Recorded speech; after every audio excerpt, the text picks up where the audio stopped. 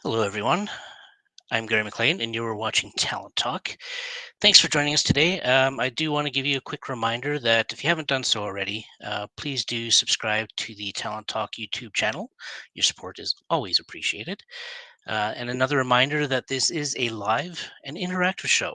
So if you have any questions or comments or anything like that, feel free to leave them in the comments section, and we'll make every effort to make sure our guest can answer them. On that note, today's guest is an award-winning director and producer out of Vancouver. She is the creator, director, and producer of the Canadian Screen Awards nominated web series Narco Leap, which we will definitely be talking about today. Her work has aired on various networks such as HGTV, W Network, CBC, History, Field TV, and Slice, just to name a few.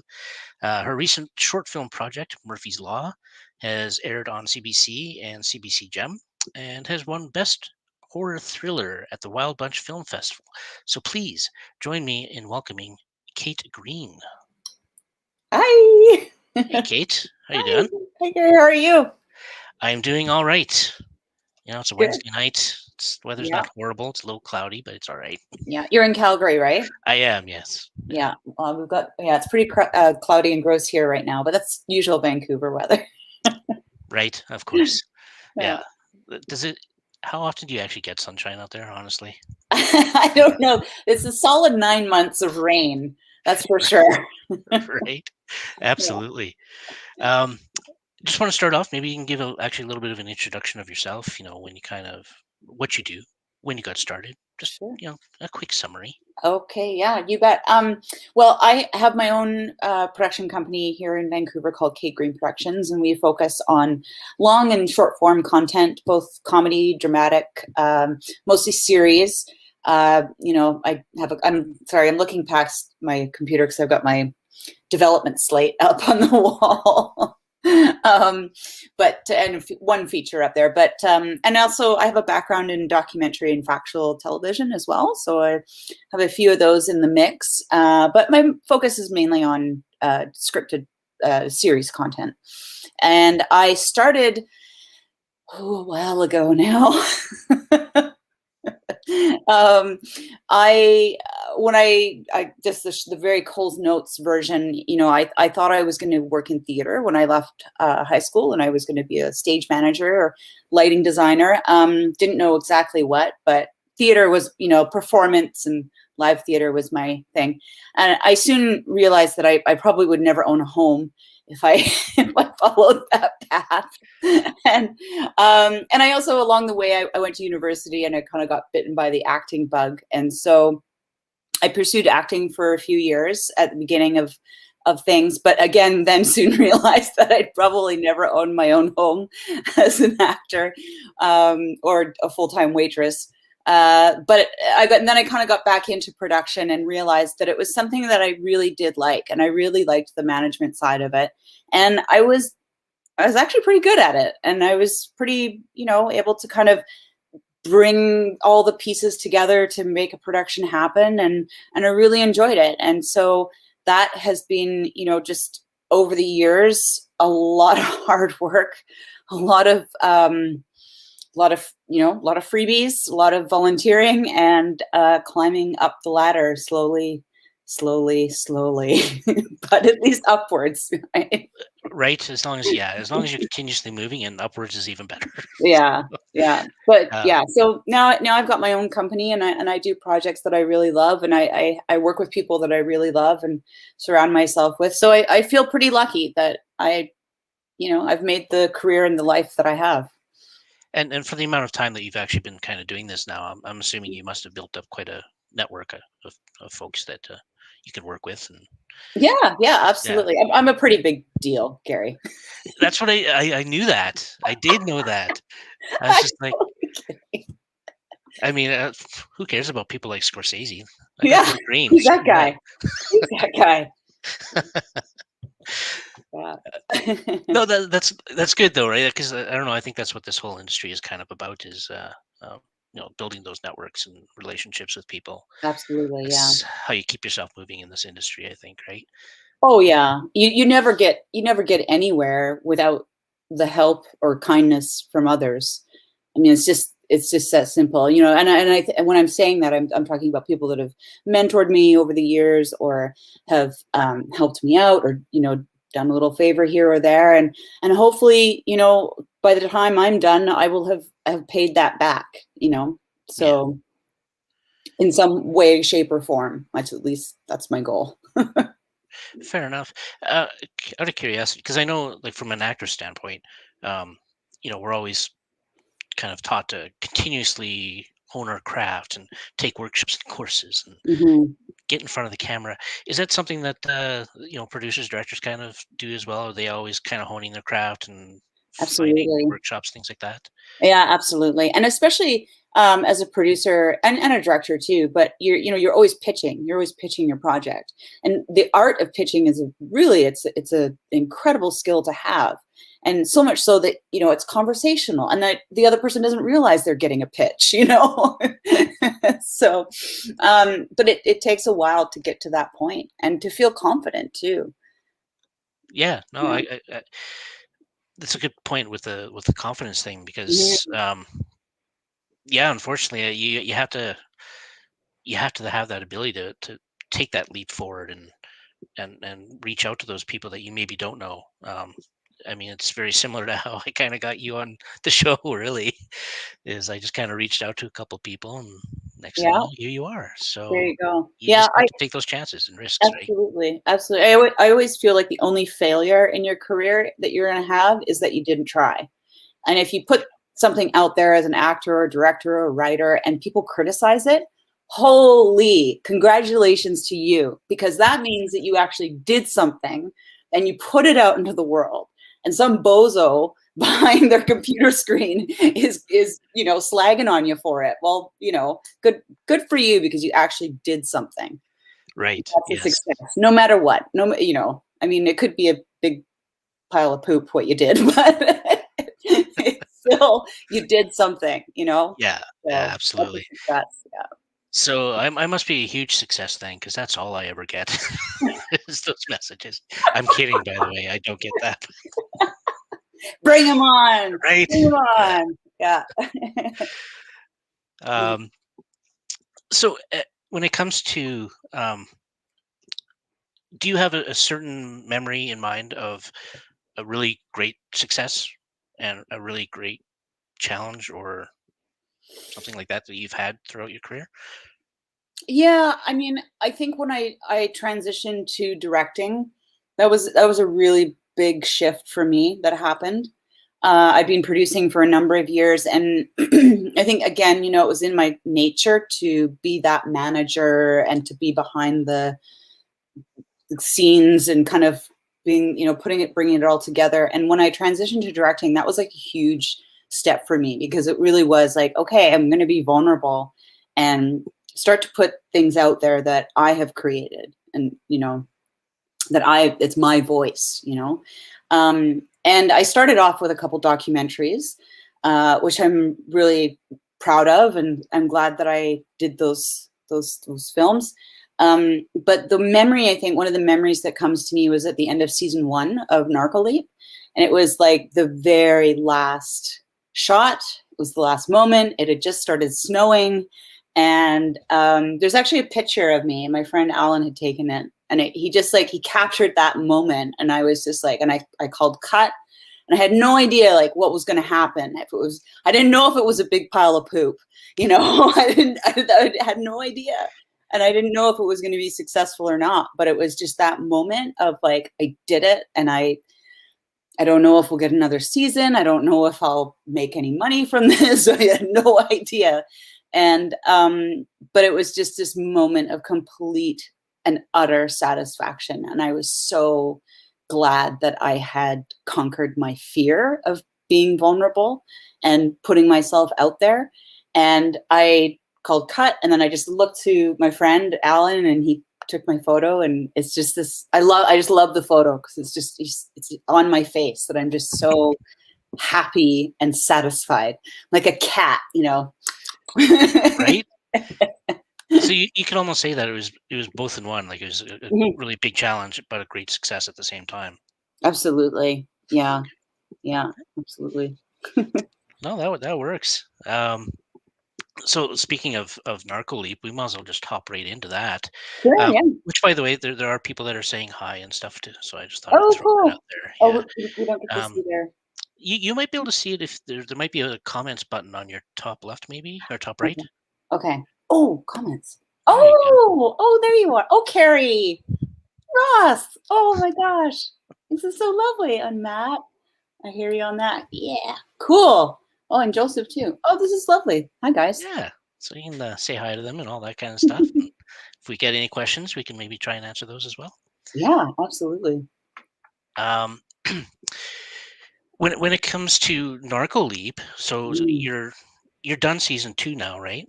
We are. Yeah. We just got our second Canadian Screen Award nomination. So fingers crossed. Nice. Yes. Good luck with that. Yeah, thanks. I haven't actually seen an episode yet. I've seen the trailers. Mm-hmm. What's the best way for somebody to see them? I guess at this point, just because I know you have the website for it as well. Mm-hmm. Yeah. And then I did try to look in there, and then there was a password requirement. And yeah. So season 1 is on CBC GEM and also Highball TV, and season 2 is on Highball TV as well. Okay. Only in Canada, and there's going to be some more announcements very soon about where else you will be able to watch it. But I can't say just yet. So, but yeah, fair enough. It's coming. It's coming. It was on YouTube for our launch, and so if you were a fan and if you were on it, you got to see it on there very quickly. But it's not on there right now. So understood. Fair more enough. to come. We have a newsletter on our website. I think you can sign up there, and so we'll pump out lots of information through our website or through our Facebook page for people to watch it. And that's NarcoLeap.com? Yes. Yeah. I had to think for a second. Yeah. I just looked at it, so I was like, I can't remember if it was com or CA. Yeah. So yeah, there you go, folks. If you want to check out their website, go to NarcoLeap.com and check out their information, sign up for the newsletter. How did it all start, NarcoLeap? Well, yeah, I wanted to direct, and I was looking, I think I had done one of the films, one of the documentaries by that point, maybe both of them, I can't remember. Oh yeah, no, I had done both. And I was looking to do a scripted project, and of course, every first-time director, they're looking for a short. And so I had been working with an actor who's also a writer, and we were kind of banting ideas back and forth for a short film. And soon enough, he came back to me with this idea. And it, because I said to him, I said, I knew Chelsea at the time, and I said, I think I can find financing for a series. I know I said a short, but I think I can get enough money to do a series.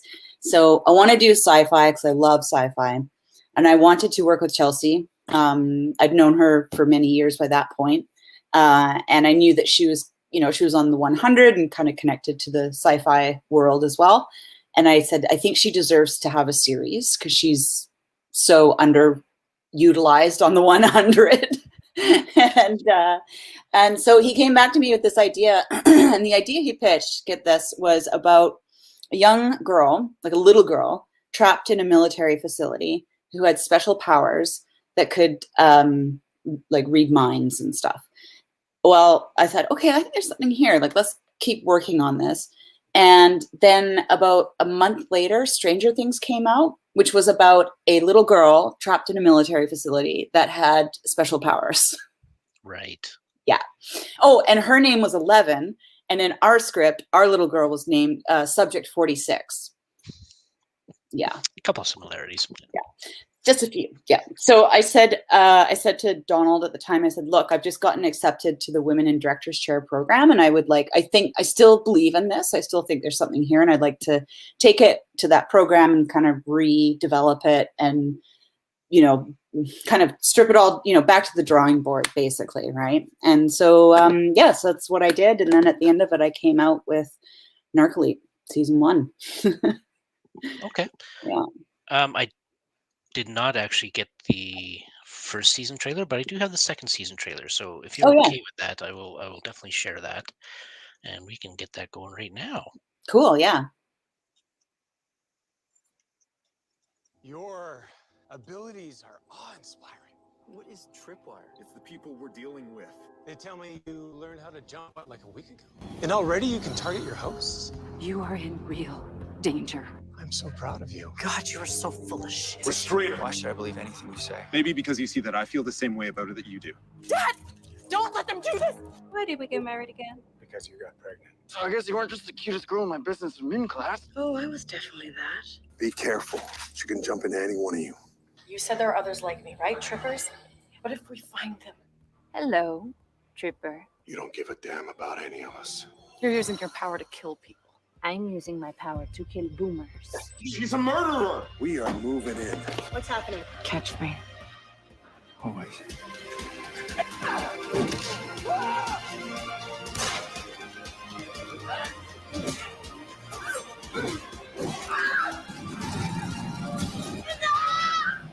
I swear to God, I'll tell you if you don't get out! I'm afraid she's turned, sir. Life's messy. Stick together. Stop. We didn't create a killer, and I certainly didn't raise one. Try to remember that when the guns come out!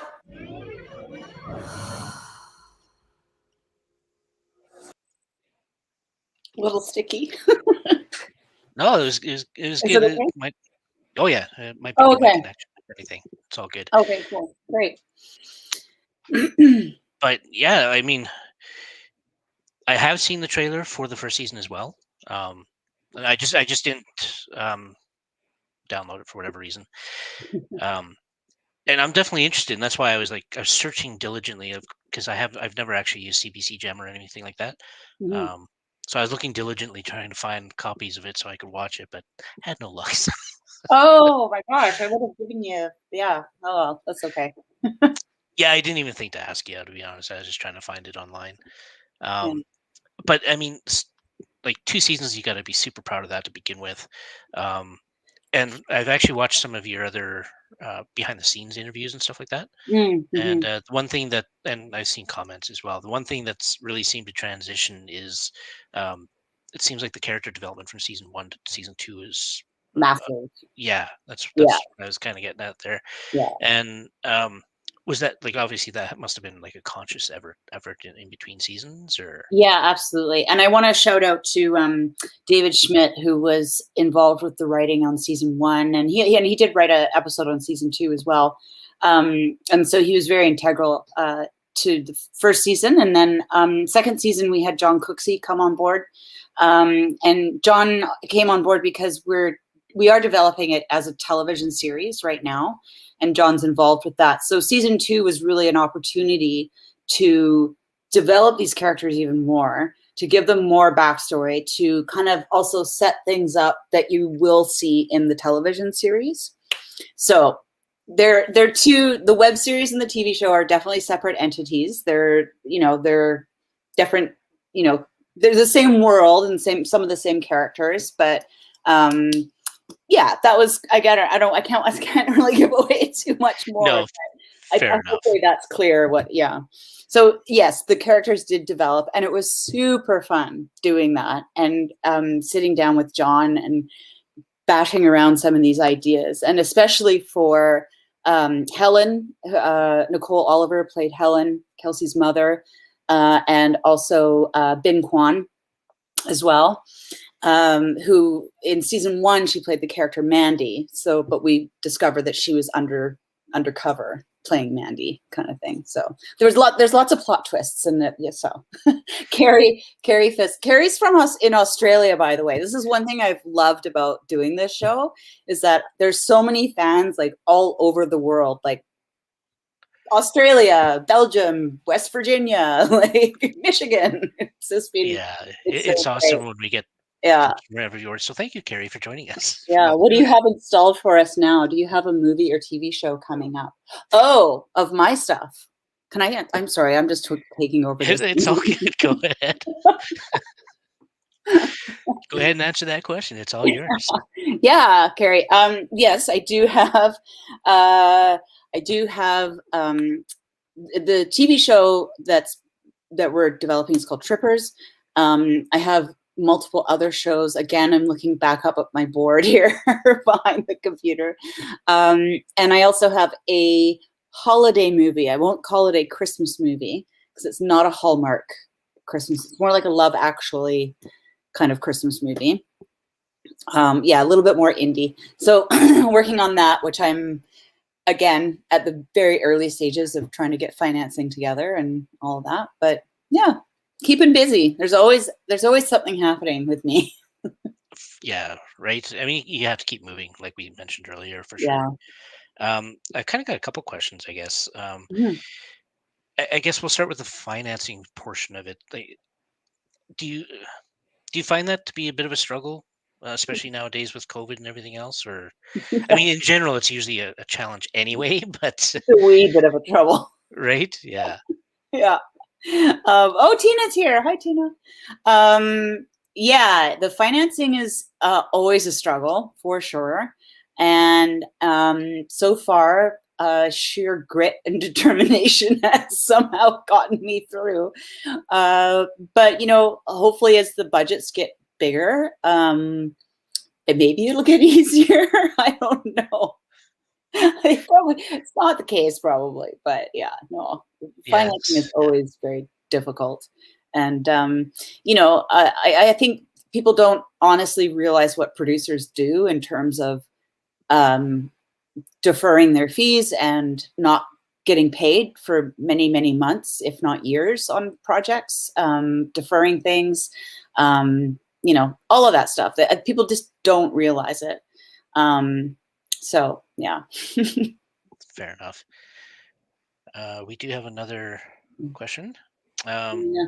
I think they were referring to the Oh, women in director's chair? yes, Yeah. exactly. Yeah. And thank you, Ross, because I was actually going to ask that question later. So thanks for asking There it you now. go. Yeah. Women in the director's chair is a program. It's been running, I think, for 20 plus years now.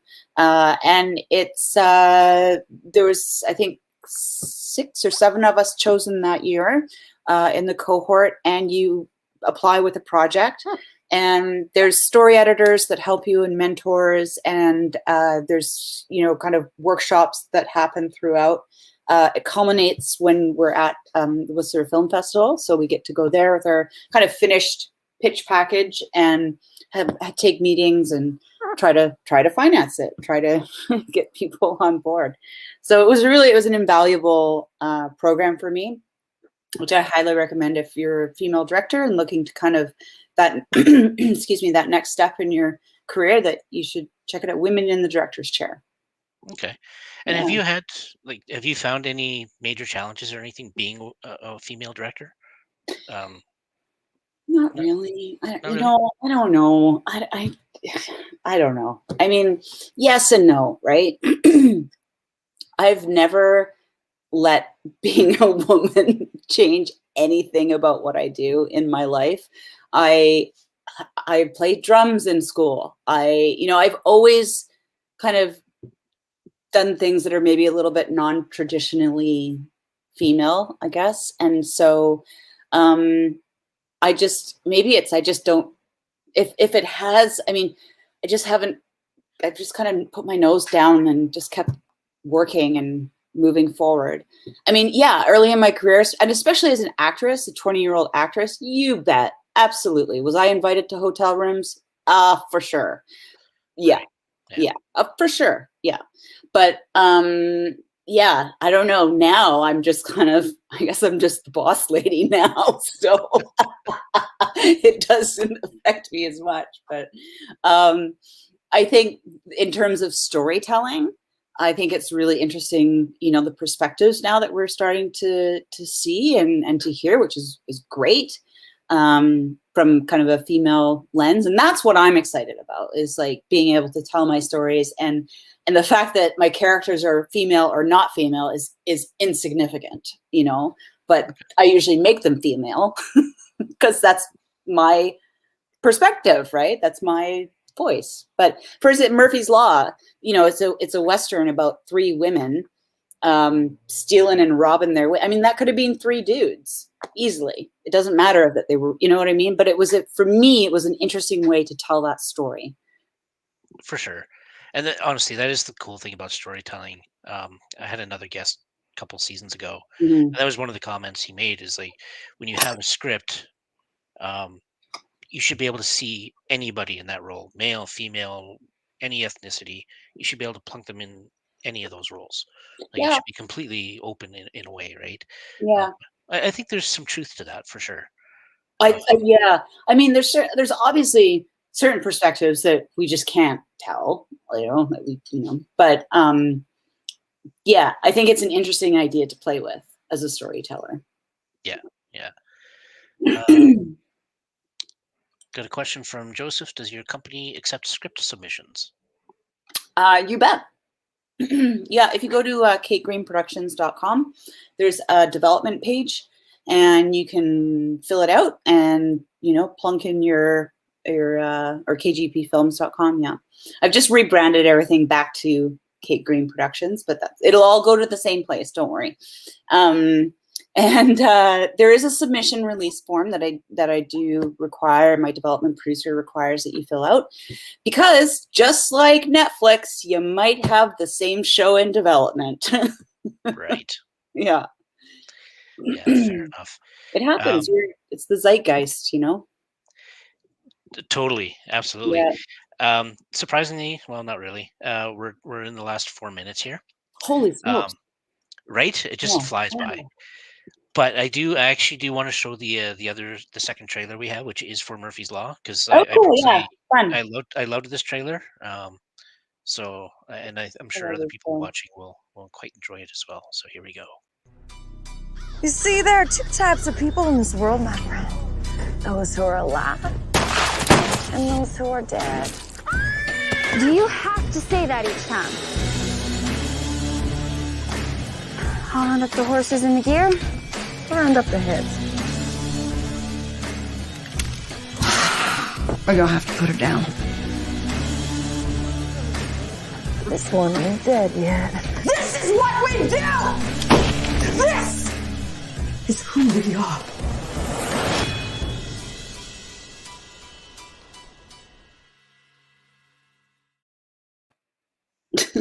That just seemed fun to me. It was so fun. It was so fun. I love Westerns. I really do. Yeah, it was really fun to make. And how many days shooting for that one? That was only a 2-day shoot or 3-day shoot. It could have been longer. It was like the rainiest. I think we picked like the rainiest weekend in Vancouver possible. It's like, oh, the rain was coming up from the ground. It was so rainy. Wow. Yeah. Yeah. That's awesome, though. Well, since we are kind of down the last 2 minutes here, I do have a couple, well, at least one fun question, which I pulled off your bio as well. Apparently, you have met the president of Iceland. I'm kind of wondering how that came about. In his house, of all things, as well. So. Yeah. It sounds a lot more posh than it probably is. The president of Iceland. Okay, I was at the Reykjavik Talent Lab, the film festival, International Film Festival and Talent Lab, and when the first night we arrived, they said, "Oh, great, we're going to take you to the president." That's my Icelandic accent. That's terrible. I won't do it. So we're going to take you to the president's house and meet. We're having a reception there with Darren Ovnosky. And I thought, oh my God, this is not happening, because I have like Gore-Tex and wool caps, like. Right. And anyways, found something appropriate to wear and showed up. And apparently the president, though, of Iceland, he's not the dude that runs the country. He's kind of like our lieutenant governor. He's a bit more for ceremony rather than actual like decision making. Kind of like the Queen or something. Yeah, kind of. Yeah, exactly. But and he's married to a Canadian gal too. So very nice. Perfect. Yeah. I just have a whole new respect level now for him. So yeah. Well, that was awesome. I can't believe 30 minutes went by already. Amazing. Just so other folks are aware, if you do want to check out Murphy's Law, it is also available on CBC GEM. I really need to start looking into that because apparently I'm missing a lot of good content. So, yeah, be sure to check that out. Thank you so much, Kate, for joining us today. Thank you. I think we've got all the questions answered that popped up. Yeah, absolutely. Perfect. Yeah. And I am looking forward definitely to seeing some of your future work as well. So yeah, keep up the good work, and Thank you. yes, let's check it all out. Don't be afraid to put yourself out there and just to go for it, right? Absolutely. You never know what'll happen. You don't. Yeah, until was it Gretzky? You miss 100% of the shots you don't take. Exactly. Like that. Exactly. Yeah, absolutely. Anyways, thank you, everyone. Oh, thanks, Ross. Thanks, Carrie. Thanks, Joseph, Tina. Yes, thank you Thanks, all everyone. For joining us, commenting, asking questions. That's what I love about this portion of it. So thank you for that. Cool. Definitely appreciate it. Have a good night, everybody, and we will be back next week with another gentleman who's currently working in BC as well. Named Garfield Wilson is his name. Oh, yeah. Okay, yeah, great. Yeah, perfect. So yeah, I'm a big deal. You know everybody. Okay. So I was wondering if I could talk to you about getting Ryan Reynolds on the show. Yeah. Hold on. I got him right here. Speed dial. Thanks, everybody. Have a good night. Take care. Bye.